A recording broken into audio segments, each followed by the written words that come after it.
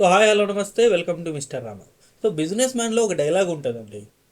So కూడా ఇలాంటి వాళ్ళని పెట్టుకొని సంకనాకిపోయావని చెప్పేసి మహేష్ బాబు సాహజ సిండేని ఉద్దేశించి ఒక డైలాగ్ చెప్తాడు. నిజంగా ఆ డైలాగ్ ఎంత ఇంపాక్ట్ ఎంత పవర్ఫుల్లో ఇప్పుడు ప్రస్తుతం జగన్ గారికి కూడా ఆ డైలాగ్ వర్తిస్తుంది అనిపిస్తుంది. ప్రస్తుతం ఉన్న సినారియో జరుగుతున్న విషయాలన్నీ గమనిస్తే ఇదే అనిపిస్తుంది. ఇది నిజమేమో అంటే లాస్ట్ టైం మనం చూసాం ఎలాంటి వ్యక్తుల్ని జగన్ గారు ఎంకరేజ్ చేయడం వల్ల, అంటే కేవలం బూతులు మాట్లాడే వాళ్ళని ఎంకరేజ్ చేయడం వల్ల, విష పరిజ్ఞానం ఉన్న వాళ్ళని అసలు కంప్లీట్గా దూరం పెట్టడం వల్ల లాస్ట్ టైం 2024 ఎన్నికల్లో 151 స్థానం నుండి కేవలం 11 స్థానాలకి పడిపోయారు జగన్ గారు. ఇది చాలా 100% ఇందులో జగన్ గారి తప్పిదమే ఉంది.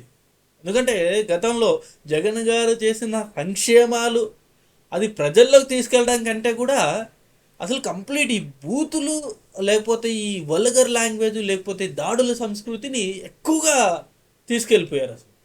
సో గతంలో జగన్ గారు వాటిని కట్టి చేయలేక అటర్ఫ్లాప్ అయిపోయారు. సో పోనీ ఇప్పుడన్నా ఆ, ఈ కంట్రోల్ చేస్తున్నారా? ఇప్పుడన్నా గతంలో జరిగిన తప్పిదాలని మళ్ళీ ఇప్పుడు రెక్టిఫై చేసి మళ్ళీ మనం 11 నుండి మళ్ళీ అట్లీస్ట్ మనం ఒక మ్యాజిక్ ఫిగర్ అన్న క్రాస్ అవుదామా అని చెప్పేసి ఇప్పుడన్నా తాపత్రయపడుతున్నారా అంటే అది కూడా కనిపిస్తలేదు. మేబీ వైఎస్ఆర్సీపీ పార్టీలో చాలామంది జగన్ డయాడ్ ఫ్యాన్స్ కావచ్చు, లేకపోతే రాజశేఖర రెడ్డి గారి అభిమానులు కావచ్చు, వైఎస్ఆర్సీపీ పార్టీకి లాయల్గా పనిచేసే వాళ్ళు కావచ్చు, వాళ్ళు ఆ, అసలు ఎన్ని బెదిరింపులు వచ్చినా బెదరకుండా, అసలు పోలీస్ కేసులు అవుతున్న కేసులు కూడా భయపడకుండా స్టిల్ ఇప్పటికి కూడా జగన్ గారి కోసం పని చేస్తూనే ఉన్నారు.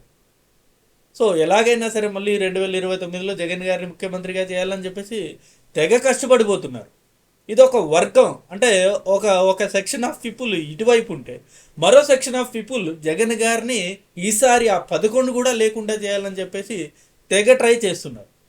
ఆ ట్రై చేయడంలో మొదటి వ్యక్తి ఇదిగో ఇలాంటి వ్యక్తులు స్క్రీన్ మీద కనబడుతున్నారు కదా, లింగారెడ్డి, రాజశేఖర రెడ్డి అంట. సో ఈ వ్యక్తి రీసెంట్గా పెట్టిన కామెంటు ఎంత సంచలనం అవుతుందంటే సోషల్ మీడియాలో, అందులో కూడా ఆ కామెంట్ చదివిన తర్వాత నిజంగా ఇలాంటి వ్యక్తుల్ని జగన్ గారు ఎందుకని ఎంకరేజ్ చేస్తున్నారు, ఇలాంటి వ్యక్తుల్ని ఇంకా వైఎస్ఆర్సీపీ పార్టీ ఏ రకంగా సపోర్ట్ చేస్తుంది, ఏ రకంగా వాళ్ళని ఇంకా అంటు పెట్టుకొని ఉందో అర్థం కాని పరిస్థితి. ఇక అందులో ఆయన పెట్టిన కామెంట్ ఏంటంటే, రేషన్ షాప్ దగ్గర క్యూలో నిలబడకుండా మన ఆత్మగౌరవాన్ని నిలబెట్టి ఇంటింటికి రేషన్ పంపించిన జగనన్న గొప్పవాడ, ఎక్కడో ఒక మండల కేంద్రంలో ఒక అన్నా క్యాంటీన్ పెట్టి అక్కడ క్యూలో నిలబడి 5 రూపాయలకే ముష్టి వాళ్ళలా భోజనం చేయడం చేయడం చెప్పేవాడు గొప్పవాడు. ఇది ఆయన పెట్టిన కామెంట్. సో ఇందులో 5 రూపాయలకే ముష్టి వాళ్ళలా అని చెప్పేసి చెప్పారు చూడు, ఇది నిజంగా వైఎస్ఆర్సీపీ పార్టీకి అతిపెద్ద మచ్చ.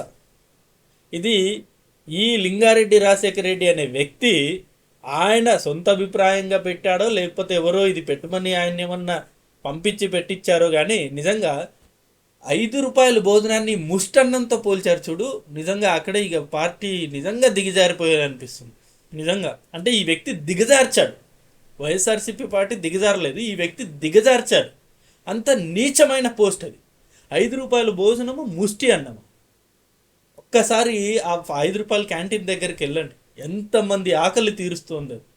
ఈవెన్ చాలామంది అంటే ఇప్పుడు అంటే పట్టణాలు అంటే టౌన్స్కి వచ్చిన వాళ్ళు పనులన్నీ చేసుకొని శుభ్రంగా 5 రూపాయలు భోజనం చేసి ఇంటికి వెళ్ళిపోతున్నారు. అదే అన్న క్యాంటీన్ అనేది ఇవాళ ఈ చాలా సెంటర్స్లో లేకుండా ఉంటాయి. డెఫినెట్గా వాళ్ళు ఏ 100 రూపాయలు ఏ 150 రూపాయలు ఆ హోటల్లో పెట్టి భోజనం చేసి పోయే పరిస్థితి. సో అలాంటి అన్నాన్ని జనరల్గా మనం అంటాం, మన పెద్దవాళ్ళు అదే అన్నారు, అన్నం పరబ్రహ్మ స్వరూపం అని చెప్పి. సో అలాంటి అన్నాన్ని 5 రూపాయల ముష్టి భోజనం అని చెప్పేసి ఈయన సంబోధించారు. ఎంత వరెస్ట్ అంటే ఈ నిజంగా ఇలాంటి వ్యక్తులు జగన్ గారిని ఏమాత్రం కూడా గెలిచేలా చేయట్లేదు వీళ్ళు. సో ఈ కామెంట్ పెట్టిన ఆయన ఎవరా అని చెప్పేసి కొంచెం ఆరాధిస్తే, గతంలో జడ్జిల్ని దూషించిన కేసులో ఈయన కూడా ఒక ముద్దాయి. గతంలో ఏదో జగన్ గారికి వ్యతిరేకంగా కొన్ని కోర్టు తీర్పులు వచ్చాయి కదా, ఆ సందర్భంలో మనోడు జడ్జిలను కూడా దూషించి ఈ ఆ అంటే ఆ జడ్జిలు దూషించిన కేసులో మనోడు కూడా ప్రధాన ముద్దాయి అన్నమాట. సో జగన్ గారి మీద అభిమానం ఉండొచ్చు, ఎవరు కాదనలేదు. ఎస్, మీ నాయకుడు గొప్ప, మీ నాయకుడు గెలవాలి, ఎస్, దానిలో తప్పు లేదు. మీరు ఎన్ని ప్రయత్నాలు చేయాలో అన్ని ప్రయత్నాలు చేయాలి, జనాల అవేర్నెస్ క్రియేట్ చేయాలి. ఆ అవేర్నెస్ క్రియేట్ చేసి వాళ్ళని ఓటుగా మలచాలి. ఆ కార్యక్రమం చేయడంలో ఎలాంటి తప్పు లేదు.